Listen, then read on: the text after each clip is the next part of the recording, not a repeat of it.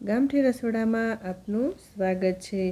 આજે આપણે બનાવીશું અડદની દાળ મસાલાથી ભરપૂર અને સાથે આપણે ખાખરાની જગ્યાએ તમે રોટલો પણ જો ખાઓ તો પણ ખૂબ જ સરસ એવો લાગે। આમ બાળકો દાળ નથી ખાતા પણ ખાખરા સાથે જરૂરથી ખાશે।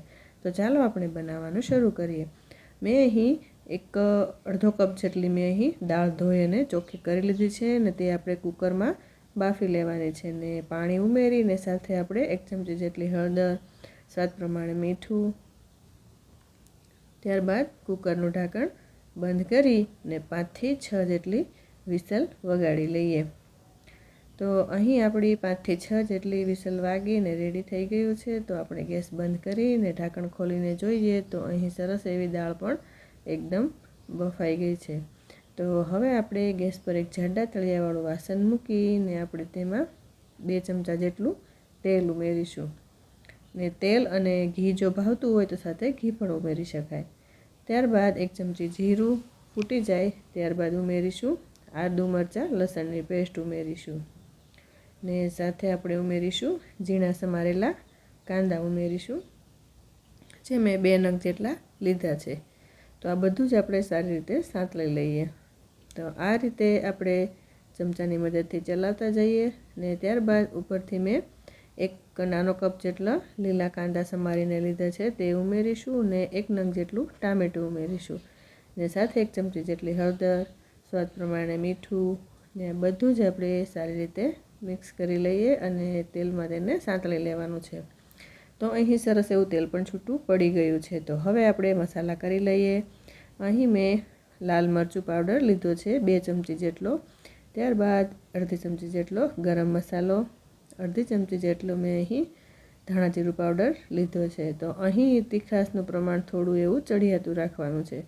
તો અહીં સરસ એવો મસાલા પણ મિક્સ થઈ ગયા છે। તો હવે આપણે ઉપરથી થોડું એવું પાણી ઉમેરીશું ને આ પાણી ઉમેર્યા બાદ ગેસની ફ્લેમ ફાસ્ટ કરી દઈશું ને સરસ એવો ચમચાથી આવી રીતે ચલાવી લઈએ ને હવે આપણે ઉપરથી ઉમેરીશું બાફેલી અડદની દાળ ઉમેરીશું। તો અહીં દાળ ઉમેર્યા બાદ ફરી આપણે ચમચાથી ચલાવી અને હવે તેને બરાબર ઉકળવા દેવાની છે દાળને। તો આ દાળ તમે દેશી રીતે પણ બનાવી શકો છો। તો અહીં અડધા લીંબુનો રસ ઉમેરીશું। તો અહીં આપણી બરાબર દાળ ઉકળી રહી છે ને સરસ એવી એકરસ એટલે કે ઘટ્ટ થવા દેવાની છે। તો આ દાળ તમારે જો દેશી રીતે બનાવવી હોય તો તમે ખાલી હળદર અને મીઠું 2 જ વસ્તુ ઉમેરીને બાફી લેવાની અને લાલ મરચું પાવડર એટલે કે લસણવાળી ચટણી તમે ઉપરથી ઉમેરીને પણ ખાઈ શકો છો। તો અહીં સરસ એવી અહીં આપણી દાળ ઉકળી રહી છે અને ઘટ્ટ પણ એકદમ દેખાઈ રહી છે, થવા જઈ રહી છે। તો આવી રીતે થોડીવાર ઉકળવા દઈએ। તો હવે અહીં આપણી દાળ રેડી થઈ ગઈ છે। તો આપણે ઉપરથી ઉમેરીશું લીલી કોથમીર ઉમેરીશું ને થોડી એવી આ રીતે ચમચાથી ચલાવી લઈએ। તો સરસ એવો દેખાવ પણ આવી રહ્યો છે અડદની દાળનો। તો અહીં આપણી રેડી છે દાળ। તો હવે આપણે એક સર્વિંગ ડીશ લઈને તેમાં સર્વ કરીશું આ રીતે।